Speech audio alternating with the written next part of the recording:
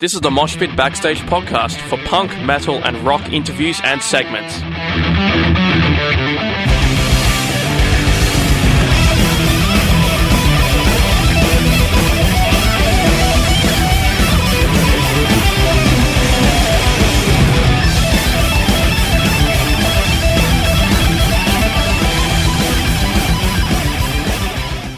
Hey, this is Tim Charles from Obliviscaris, and you're listening to the Moshpit on SYN. Tim Charles is a clean vocalist and violinist of Australian extreme progressive metal band Obliviscaris. They are currently touring Europe and will be returning to Australia later this month for a series of shows, including November 25th at 170 Russell. Tim, thank you so much for joining me. Thank you very much for having me. You're very welcome. Now, how's the tour going over there? My understanding is you're in Germany at the moment. Yes, so I'm basically just sitting on the tour bus post-show here in Hanover, Germany at the moment. We just finished the second last show of the tour. So we've already been on tour for over 6 weeks, and we just got one more to go tomorrow in Dresden, and then we fly home this weekend, which we're really excited about. I mean, the tour's been absolutely fantastic. You know, we've spent the last month touring with, and the absolutely legendary Enslaved for their 25th anniversary tour, which has been amazing. And then before that, we did a couple weeks of headline shows through the UK and up in Finland and Denmark and stuff like that. And we had the chance to play Euroblast Festival in Germany and Damnation Festival in the UK. And, it's been a really good mixture of lots of different types of shows. And, the response has been amazing. But, we're definitely very excited to be coming back home to get a chance to play to our home country fans and definitely our favorite fans. Oh, that's good to hear. In terms of the tour overseas, I mean, we're given sort of a schedule, like, hey, this is where there'll be this day if we're contacting you on this day. And I noticed in the schedule you get a day off. What do you do on those days off in the tour? It depends. Sometimes we don't get to do too much because there's a lot of travel. So, the other day, we had a day off in between Damnation Festival and Leeuwarden in the Netherlands. But we spent basically 15 hours driving between those. So we only arrived in Amsterdam was where we stopped on the way about 6 p.m. So, we normally wake up about lunchtime on tour, and so we're just hanging around on the tour bus basically. But other times, you try and go see some of the city that you're in if you can, or head down to the gym to try and get a little bit of exercise in amongst the daily grind of performing and being stuck in a van or a bus. And that is one of the cool things about Europe, that when you do have a little bit of time off, even if it's just a bit in the morning or a little bit before sound check or something like that, there's a lot of amazing historical cities here, and it's definitely an interesting place to get a chance to visit and walk around.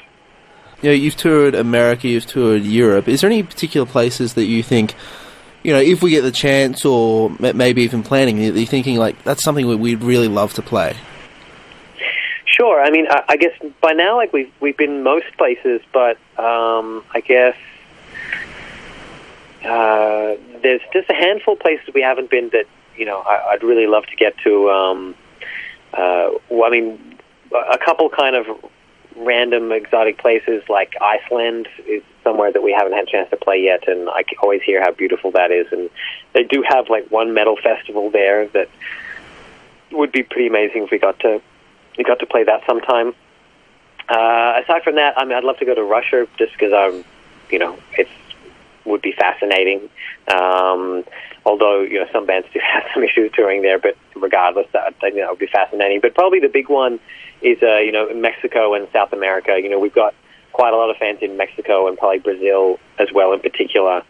And we haven't had a chance to tour through South America at all yet. And there's a lot of metal fans through Brazil and Chile and Argentina and Colombia and all these sort of places. And it definitely would be great to get there sometime. Turning to the Australian aspect of upcoming events, my understanding is you're going to be playing some new material.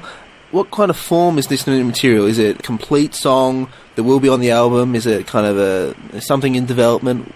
What can we expect?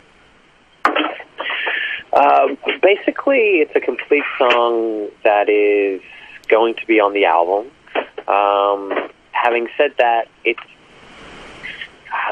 song we're looking at playing looks like it's going to turn into part one of maybe a two-part song. But often that's something that develops over time. Like, we have a song and we think it's done, and then all of a sudden we have an idea to continue it in a new direction, where it might feel like, it becomes maybe a different track, but maybe might be related through song title or something like that. So, we've been working on a lot of stuff on this tour. We actually, brought some of our, recording gear on tour with us. And you're asking about what we did on days off. Actually, when we had a day off in Dublin earlier in the tour, we actually spent about, a whole day, probably 8-10 hours, just demoing a new song and working on that as much as we could. And that's been a really fun thing to do on this tour, to keep that moving along. And definitely really excited to get a chance to perform some new stuff for our Australian fans and see what they think. A lot of quotes are citing some really good feedback that you've been receiving overseas and here, and I can personally attest that your shows are incredibly great, and I'm looking forward to seeing you again. What do you think personally, that I know you as a band specifically, or as a band more generally, what do you think goes into it that makes the shows a real success? I think that every band does things a bit differently, but from our perspective, the main thing we focus on is just trying to be ourselves in the best way possible. So, since Citadel came out, almost 2 years ago, we've done probably a couple of hundred shows, and, we've played a lot of these songs a lot of times and had a chance to experiment with, seeing how they go down in different songs and different ways of performing the songs, all across the world. And, that's definitely helped us become better performers. But I guess the main constant is, we're just trying to play everything as accurately as possible so that it sounds exactly like the album, but then at the same time adding as much energy and passion into the live performance as possible, so that it hopefully becomes an even more, intense and special experience than just listening to the record at home by yourself.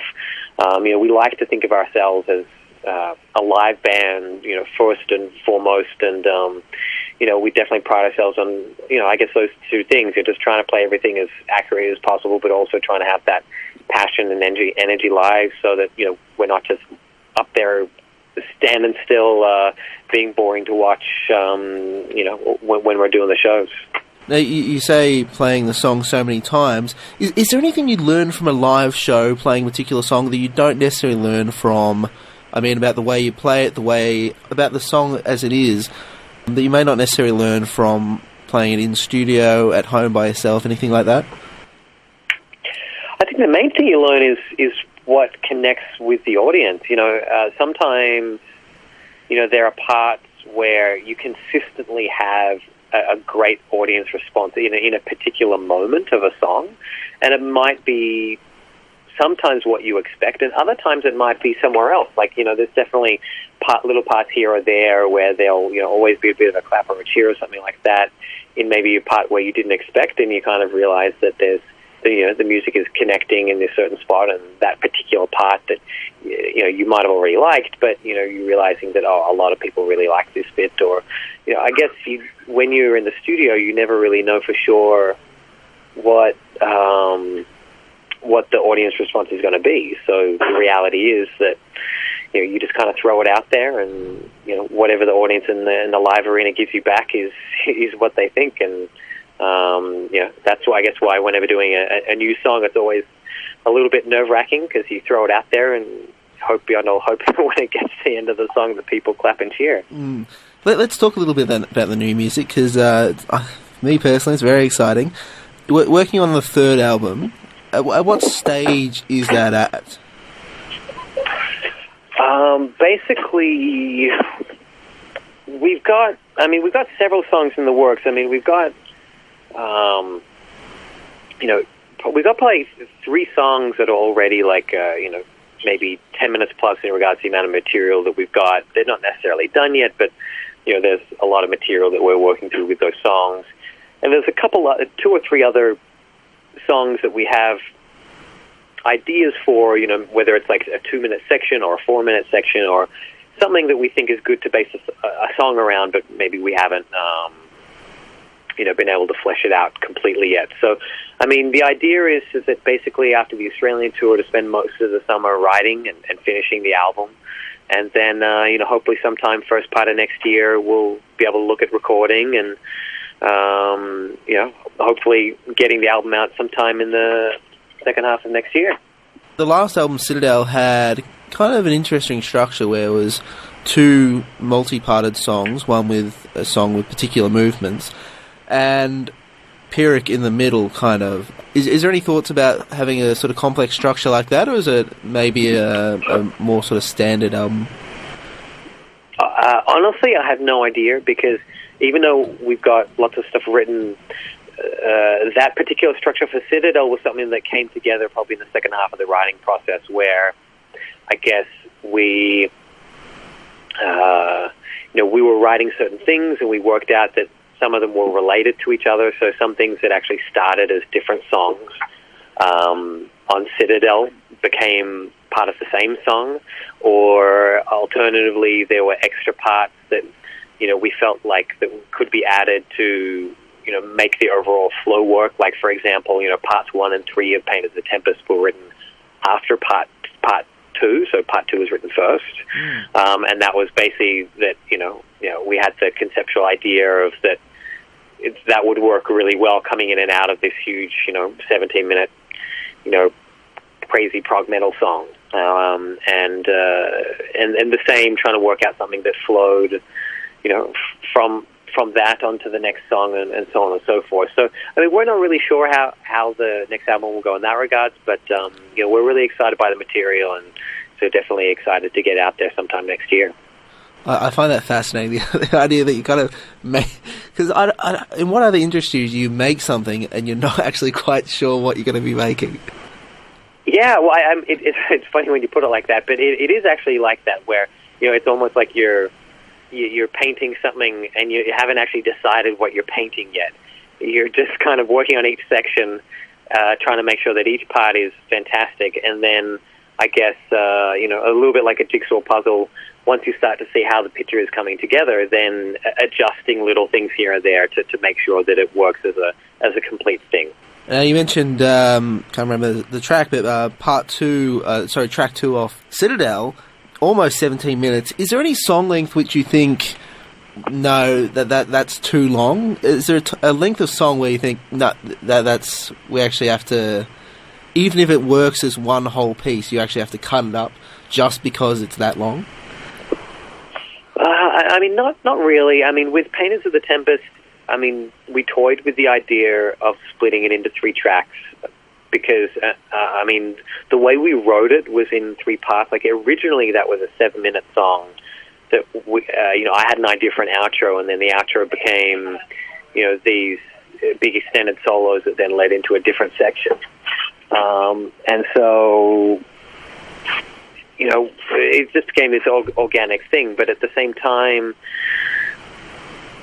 the reality is just the music speaks for itself. So if the music is working, then you keep going. And what we were essentially doing with that song was just continuing to write to the next moment until we felt like we had reached the end. And so, when we got to the end of the second movement in part 2, we were like, this doesn't feel like at the end, this feels like another twist. And so that's what we went with. So we went with, going off in another direction, but keeping it going. And then we started to reach a section where we felt like, oh no, this is where we can finish it. We can do this here and do that, and then that'll work really well.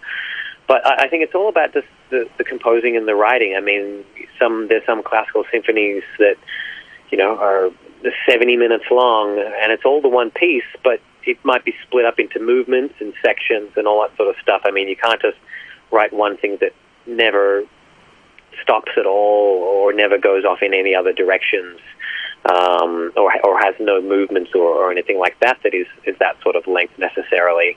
I mean, you could, but it becomes more difficult, obviously, the longer the song is to make it work. But, yeah, we don't really set any limits on ourselves. I mean, we just do what we think sounds good, and if it's 5 minutes or 20 minutes, we don't really care. When you're writing, when the guys are writing, do look to anything external from sort of your own internal thought process to inspire you, or to, I don't know, maybe generate ideas? Personally, not really. I mean, most of all, I'm just inspired by music that I listen to. But the thing is that it doesn't really come out as a direct influence. It's more like, I guess, every CD I've ever listened to gets put in this melting pot and, comes out in the way that I write and compose. And the way I play as a violinist or the way I sing. And so there's definitely influences from stuff there. But, when I write, I don't really look to be inspired by a particular event or something happening in my life. I'm not necessarily the sort of, songwriter that's like, I had a really tough year that year and that really inspired me to write all this dark stuff. I kind of have, an approach that's very broad to writing music, as do some of the other guys as well. And, I guess, like, the fact that Donald Trump is now the president isn't, as crazy as that is not necessarily going to affect the next Neo album, or anything else. I feel like now, I'm 34 and I've had like a lot of influence over the years that have contributed to, I guess, the way I think about music, and that feels like in some ways, even though it's still ever changing, there's a lot of stuff that is pretty set with that. Mm. I imagine there's some high expectations for the new album, given the really high bar you set with Citadel. Does that weigh on you at all? Do you expect that to weigh on you at all when you're writing and recording? Not really. I think after Portal of I, we were really nervous when we released that as our first album. We really had no idea if it would be received well. And, as a result of the positive response we received, even if it was on like a relatively underground level, that gave us the confidence to feel like we could go into the studio with Citadel and have everything just, I guess, to have the confidence to just do whatever we wanted and trust that if we were happy with it in the same way that we were with Citadel, with Portal of I, that the public would be as well. And when the response to Citadel was even bigger, I think that's just given us confidence now that, we can really do whatever we want, and, we just need to back ourselves, that, we need to challenge ourselves in the same way that we did with Citadel. We were really tough on ourselves, and we really, even fought and argued about particular bits to make sure that it was absolutely the best it could possibly be. And, we just need to basically go through that process again with the new stuff and make sure that it's not necessarily too easy or just the first thing that comes to mind, that it's absolutely the best music that we come up with at this point in our lives. And if we release that, then we're really confident that it'll be the best thing that we've done, and hopefully everyone will agree once it's out. Now, last time we talked, it was about the launch of your Patreon campaign. How is that going? Would you like to talk a little bit about that? Sure. I mean, everything has been, absolutely fantastic. I mean, it's still like an ever-growing and developing thing, but it's definitely something that we've been really happy with. And, it's something where, we took a chance, really, because, I mean, when we had this idea of doing this, like, monthly subscription service, we hadn't really heard of someone doing something quite like this before, and when we found out about Patreon and worked out that might be the best thing to launch our idea through, I guess it was definitely a nerve-wracking time, but, thankfully our fans have really jumped on board, and it's been absolutely amazing. We've raised like over $70,000 in the last 7 months, which is, quite amazing. And, we're not at our goal yet. Our goal is to try and do this band as a full-time job. And at the moment, thanks to our Patreon, everyone is getting a part-time wage to play in this band and help us tour and focus on the stuff we're doing. And hopefully we can just keep continuing to grow it so we can end up reaching that goal sometime in the future. Now, the news that Algaon is also doing a similar campaign, I think. Do you think that reinforces the kind of idea that, hey, this is actually the future, this is a good model that some bands could take? I mean, I'd like to think so. I mean, we actually had a chance to meet those guys early in the year when we were in their hometown in Denver, Colorado, in the USA. And, they actually came up to us and said that, they had a lot of the same problems financially as we did. And, it wasn't a surprise to me when I saw that they launched that because, they had mentioned to me that they, totally understood where we were coming from and, they could totally relate to the problems, that we were describing. And that's the thing, like, there's a lot of bands who are in the exact same position. There's a lot of bands with, like, tens of thousands of fans that, for all intents and purposes, appear to be quite successful bands who actually don't make any money at all. And I think, part of this whole process is educating the public and also, educating,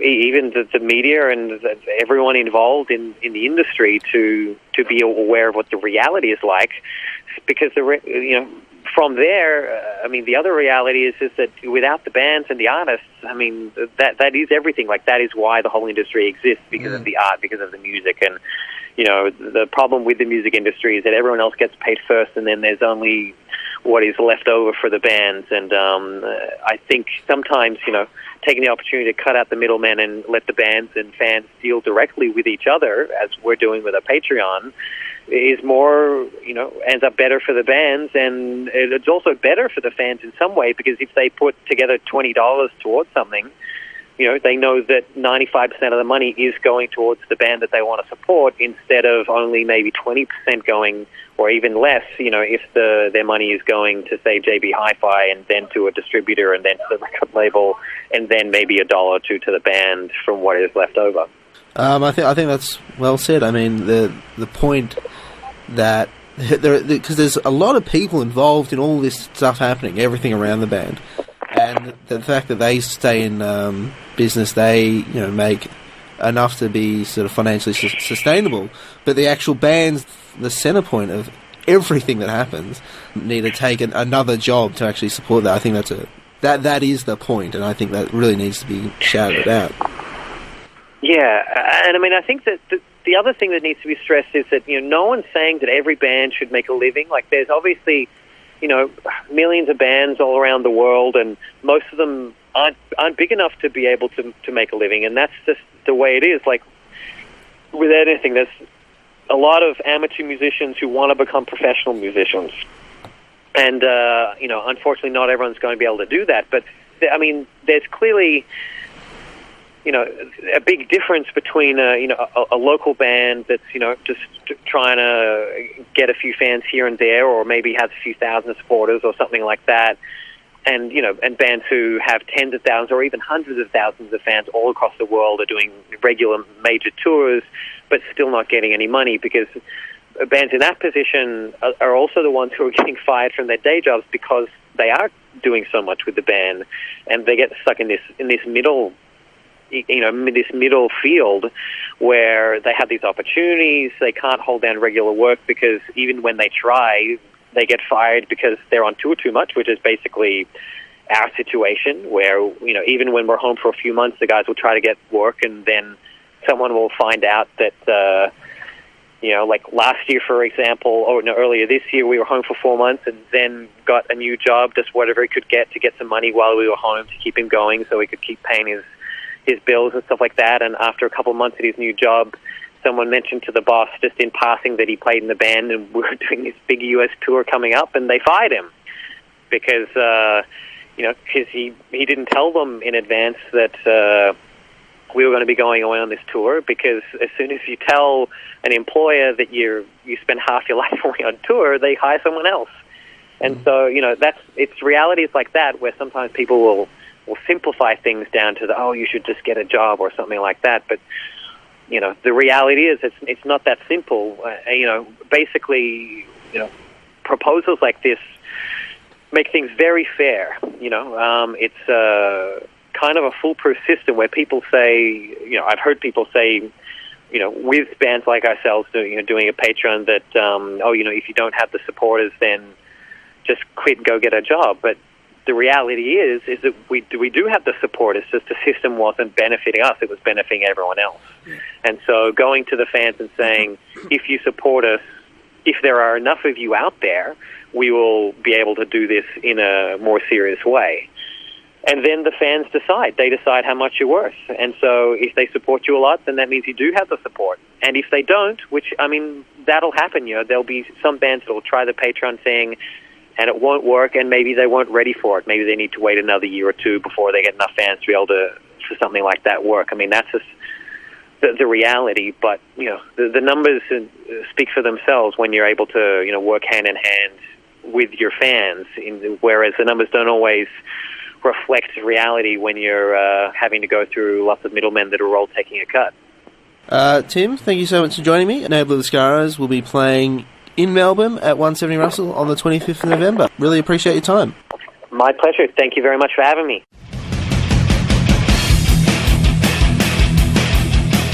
Thanks for listening to the Moshpit Backstage podcast. You can subscribe to us on iTunes and Omni.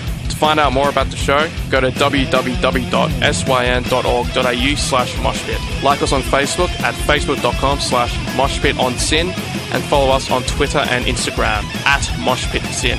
The regular Moshpit radio show broadcasts punk, rock and metal tunes and interviews every Thursday nights on Syn 9.7 on FM and digital radios. Listeners outside of Melbourne, Australia can stream Syn 9.7 online at www.syn.org.au. Thanks to Vintage Ruin for the music. Hi, this is Tommaso from Flashgun Apocalypse. Hi, I'm Enid from Girls School. I am Phoebe Pinnock from Heaven the Axe. Hey, this is Gary Oldmead of the Misfits. Hey, this is Kat Sproul from Horizon's Edge, and you're listening to the Moshpit on Syn FM.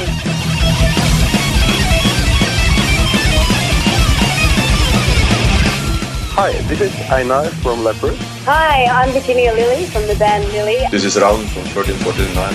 Hey, what's up, everybody? This is Ali from Zebrahead. Hey, everybody, this is Charlie Benante with Anthrax, and you are listening to the Moshpit on Syn.